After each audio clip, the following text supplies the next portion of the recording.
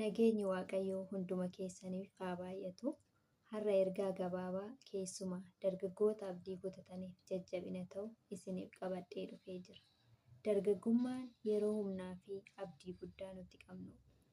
Garuu yeroo tokko tokko rakkinoonni dhufuu, hojii dhabuu, dadhabinaa fi namoonni abdii nu kutachiisan hedduu jiru. Kanaaf abdii kutuun furmaata miti.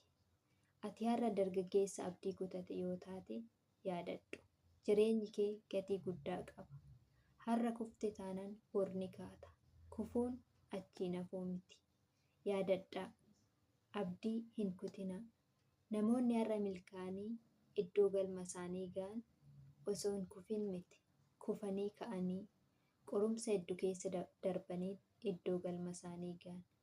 Kanaaf isinis iddoo galma keessanii ni geessu waan ta'eef abdii hin kutinaa.